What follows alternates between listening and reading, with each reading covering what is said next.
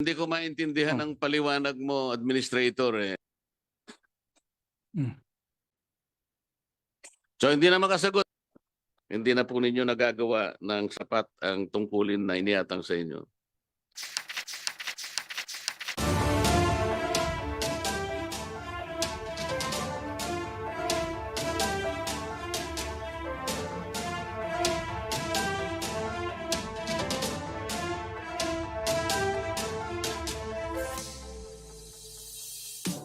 Ano po ba yung mandate natin pagkatapos po na maipasa yung RTL, Mr. Bioco?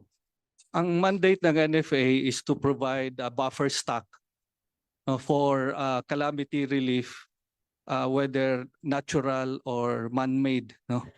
So And buffer stocking na lamang po. ng rice, with regards to rice, no, buffer stocking, and then the disposition of these stocks for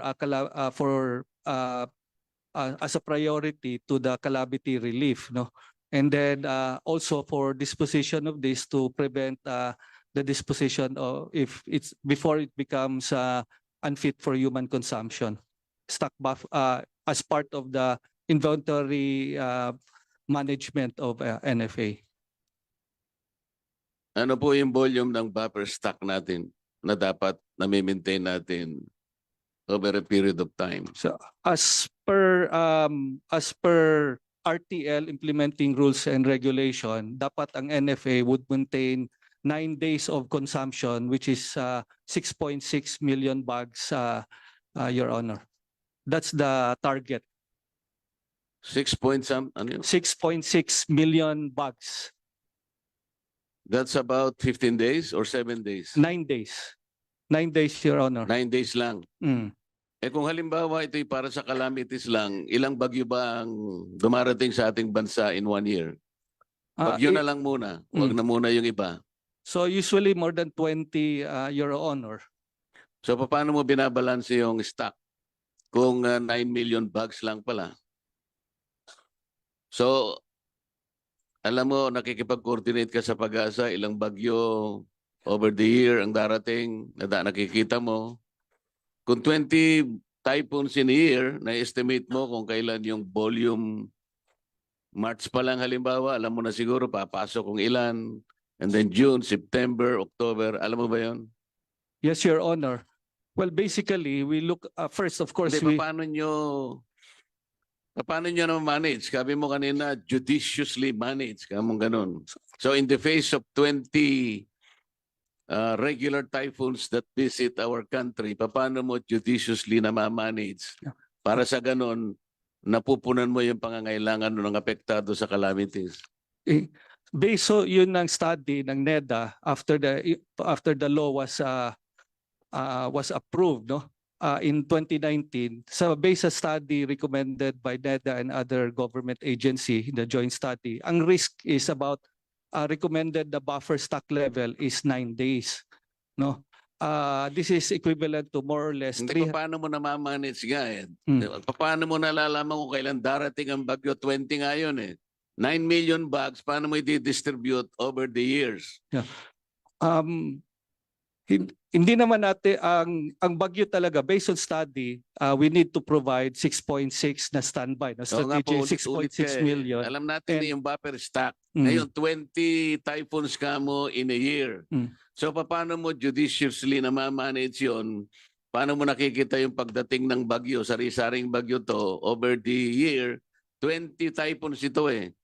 So tinatanong ko lang kasi kung paano sa NFA ninyo minamanage yung stock para hindi mabulok yun. Kasi sabi mo nabubulok na eh.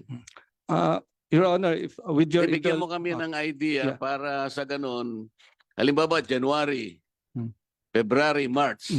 So, okay. May bagyo bang darating yun? Pagkatapos yung susunod na quarter, ilang bagyo ang darating doon? Ang susunod na quarter, ilang bagyo ang darating? Hanggang sa katapusan ng year, na ma-manage nyo ba ng tama yung stocks? Kasi 9 million bags lang eh. Your Honor, actually 6.6 million bags ang 9 days natin equivalent, no. Ang start ng typhoon natin season is July, no, of the year, no.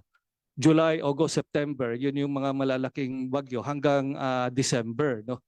ang stocks natin sa NFA when we buffer, most of this is procured from the farmers September, October, November during the wet season, no, of the year.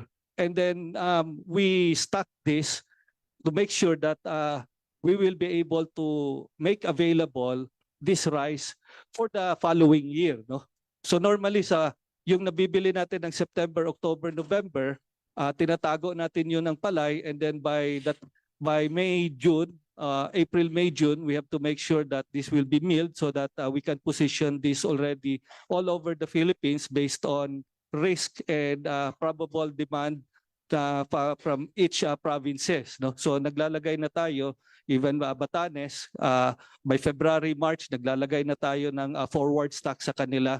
At we try to keep as preserve the shelf life as long as possible, no, kasi may shelf life, no? Based on study, after 3 months nag-start na siya mag-deteriorate, no. So if we buy it September, October, November, 6 months after, we have to mill them. So pagdating ng April, May, June, dapat ma-mill na siya at make it standby already as the buffer stock in case na merong calamity, no. So we have 3 months to make it dispose for the calamity relief operation, and then after that, of course, the physical, biological na characteristic of rice will start deteriorating, but we try to extend that as much as possible.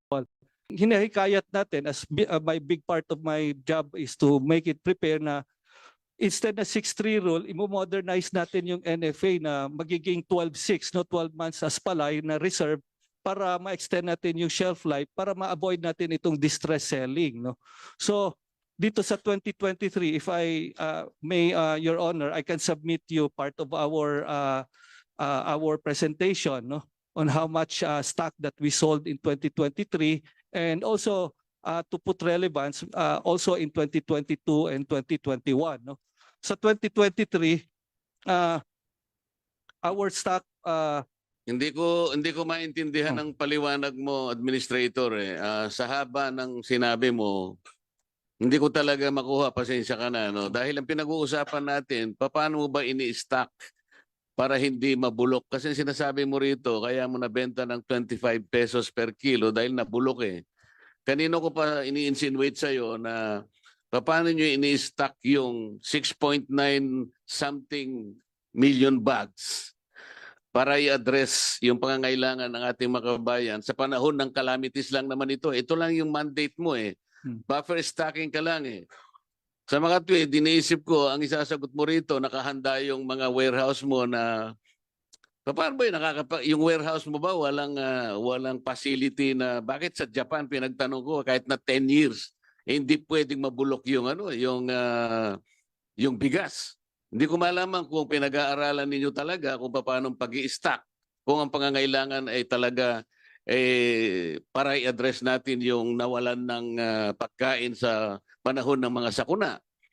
Wala ba tayong facility na kapag binili mo to ay hindi naman mabubulok sa sandaling panahon lang? Meron, pumunta ka sa ibang bansa, merong mga facility sila na ilalagay sa mga bodega para yung mga bigas ay hindi mabulok kaagad. Wala ba kayong ganon? Your Honor, no, Hindi, wala pa kayong ganon. Meron o wala? Wala sa ngayon, Your Honor. We only Hindi have namin warehouses. maintindihan paano ka nag-i-stock eh. 6.9 million bags. Hindi mo maisa-isay sa amin kung paano mo ito na ibubukod sa pangangailangan ng mga kababayan natin sa panahon ng mga kalamidad. Kaya pala nabubulok. Bumili ka ng palay, sino ay nagmi-mill? Kayo din? NFA tsaka pinapa-contract yan sa labas, Your Honor. Magkano ba yung pag bumili ka ng 1 kilong palay, magkano ba ang recovery rate? 63% ang target namin, Your Honor. Mali yun. Dapat 65%. Magtanong ka sa ibang mga bansang katulad natin, yung minimum para hindi kayo nalulugi, 65% ang rate of recovery. Paano yung darak? Ang darak is part of the milling service na kung kung NFA, binibenta natin yon ng NFA, Eh, kaya ako Oh. sinasabi, Kung- ano ba sa English yung darak, karaps? rice bran.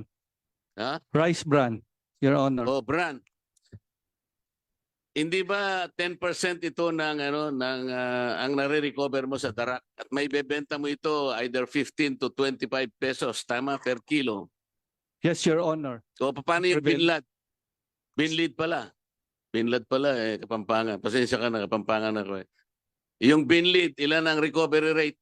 Sorry, yung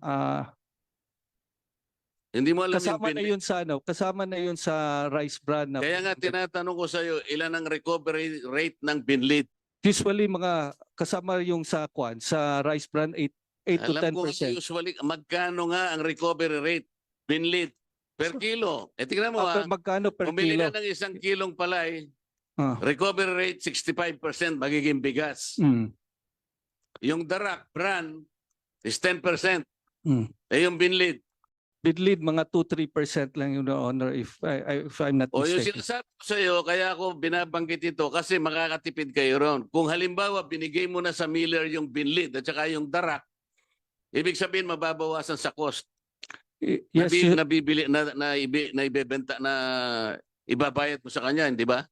meron tayong proseso na approved, Your Honor, yung Hindi ka payment sasagot ka in muna kind. ng Payment in kind for the milling services.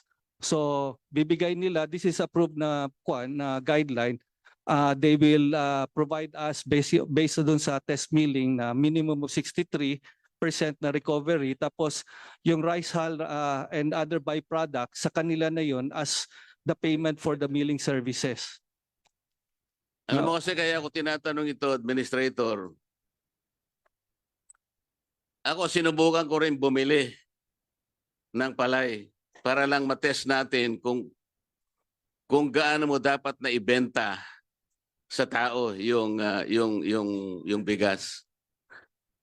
Sa rate ninyo na 19 pesos per kilo, nagbigay kami ng 3 pisong pabuya para masaya yung farmer. So binili namin na 22 pesos per kilo. Nung ipakiskis namin yon, yung binlid at saka yung darak, binigay na namin doon sa miller. Naibenta namin ng 35 pesos. Wala na kaming kita ron. Dinurado. 35 pesos. Pwede pala kung ganun ang gagawin ng NFA. Hindi naman kayo dapat kumita kasi ayaw niyong kumita, hindi ba? Yes, sir. Buffer stock lang kayo eh. Maliwanag pwede niyang ibenta, Mr. Chair, at 35 pesos. Pero dinurado yun. High quality yun. Mas mataas pa sa sinandoming yun. Pero binenta mo 25 dahil sabi mo nabubulok na. Hindi ako pwedeng maniwala na pwedeng mabulok yung bigas sapagkat buffer stocking ka lang eh. Kasi kung ang mandate mo talaga ay mag-warehouse ka ng marami, let's say million metric tons, maring may mabulok talaga dyan. Pero buffer stock ka na lang eh. Ito na lang ang mandate mo under the RTL eh. Sa mga tweed, kapag nabulok yung bigas, inefficiency yun para sa... Well, hindi kita inahatulan, pero ito yung magiging conclusion ng committee ito. Buffer stock ka na lang eh. Napakarami pa lang nangangailangan. DSWD, Bucor, kung ano-ano pa. Kung yung 60% ng pangangailangan ay para lang i-address yung mga nasa kuna natin dahil sa maraming calamities ang dumarating sa bansa natin, madali yun eh. At yung 40% halimbawa, kung binabantayan mo yung aging ng stocks mo, Mr. Chair, hindi ako maniniwalang merong mabubulok dito eh. Kapag binenta mo 25 pesos per kilo, siguradong lugi ng gobyerno. By rule of thumb, lugi na yung gobyerno rito eh. Madaling makwenta ito eh. Sabi ko nga sa iyo, kami, sinubukan namin, kung halimbawa lang may makasama tayong mga mayayaman na kababayan natin, magkukusa para tulungan ang ating mga kababayan, at 35 pesos pwede nilang ibenta, dinurado, yung wala nang kita, ibebenta lang sa kanilang mga empleyado, pwede yun eh. NFA should be the one doing that. Kasi kayo merong mandate, bibili kayo sa farmers eh. Bibili kayo sa farmers, hindi kayo pwedeng bumili sa iba. Ito na lang ang tungkulin natin. So bakit Mr. Chair bakit kinakailangang mabulok? Hindi pwedeng mabulok eh. Buffer stocking ka na lang. At kung ikaw ay nakikipag coordinate sa pag-asa, alam na alam mo yung dating ng bagyo. 20 typhoons in a day ay in a year. Pero yung malalakas diyan 6 to 7 lang. Tama, Administrator? Yes. Hindi Yes, sir. naman lahat ay malalakas eh. Mga 6 hanggang 7 lang ang bagyo. Tsaka alam mo yung tinatamaan ng malalakas eh. Hindi naman lahat ng region natin tinatamaan. So, Mr. Chair, ang conclusion dito ay merong kapabayaan ito parang kung ibabase po sa mandate ninyo na ang talagang tungkulin nyo na lang ay alalayan ang kababayan nating nasasalanta ng maraming mga kalamidad na dumarating sa ating bansa at mabubulok pa po yung palay na inyong binabantayan, hindi na po ninyo nagagawa ng sapat ang tungkulin na iniatang sa inyo.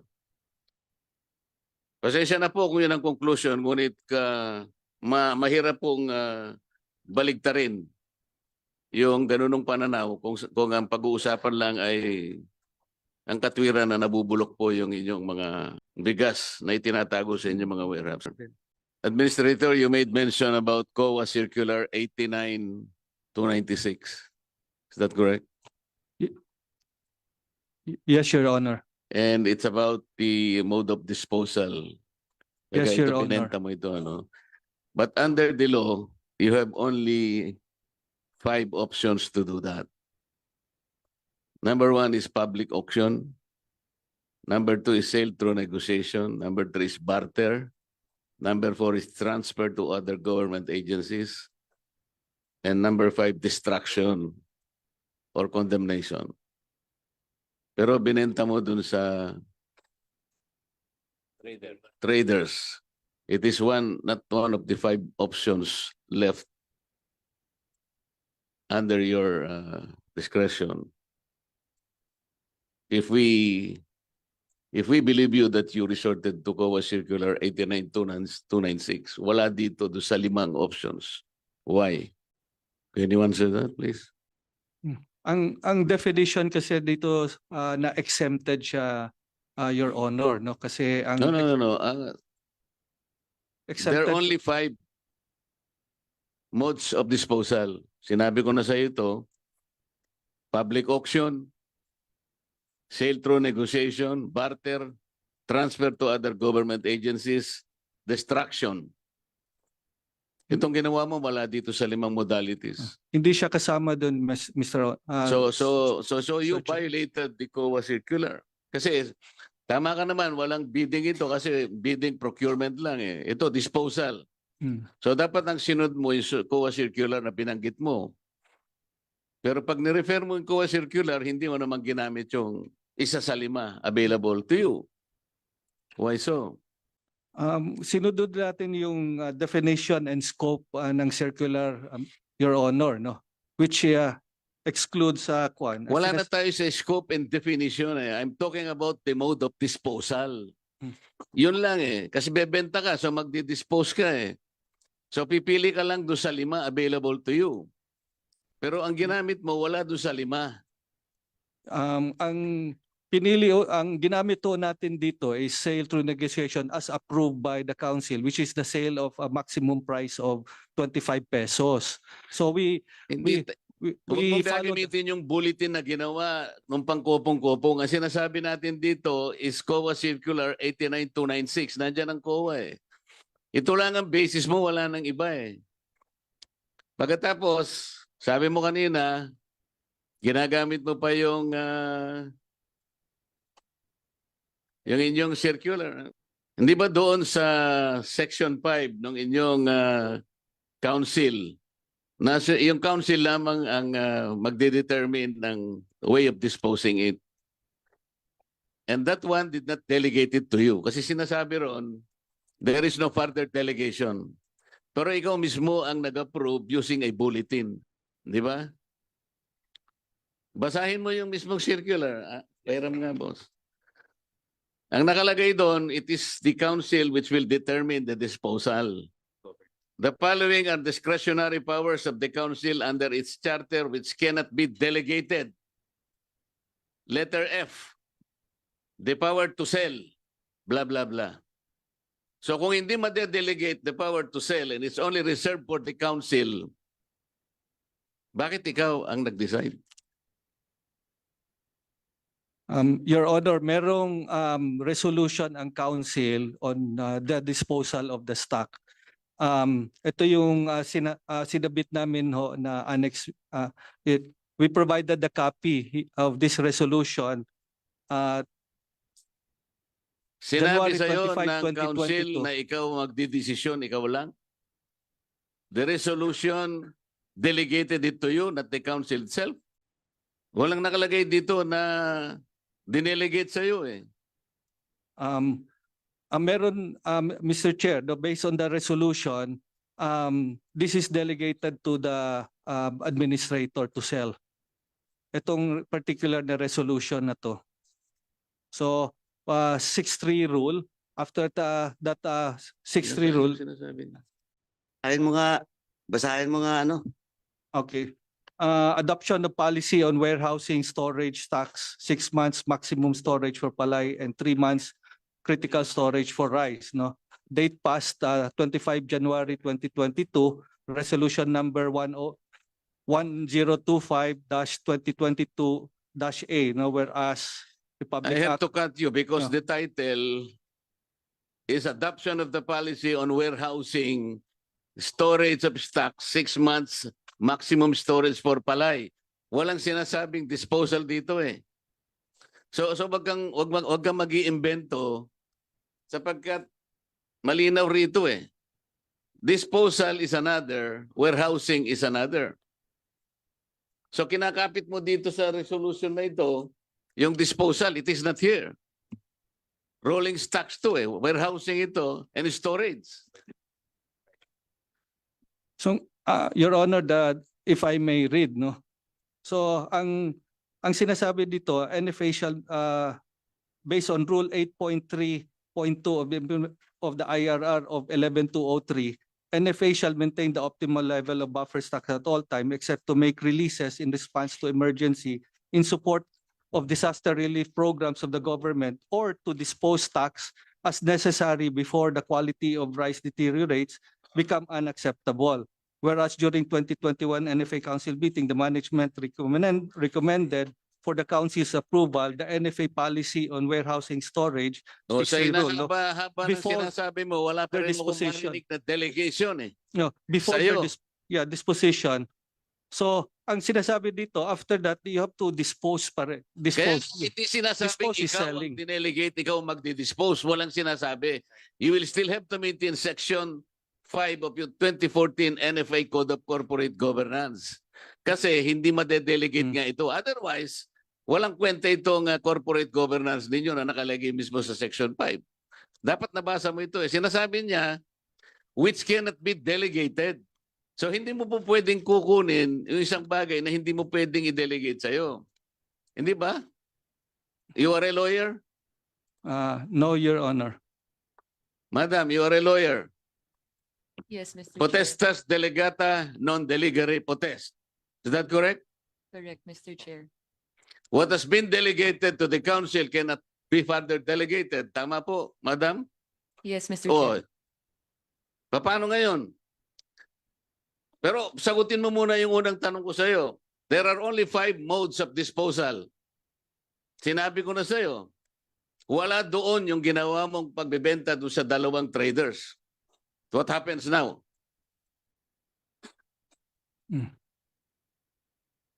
So hindi na makasagot, Mr. Chair. Talagang violation po eh. Nagustuhan niyo ba ang ganitong pagtalakay? Mag-follow sa Informador FB page at mag-subscribe sa Informador YouTube channel. Ang Informador ay nilikha ng mga staff ni Atty. Ricky Tumutorgo, aka Insurrecto, upang lalong lumawak ang inaabot ng pagpapalaganap ng katotohanan at labanan ang fake news at kasinungalingan.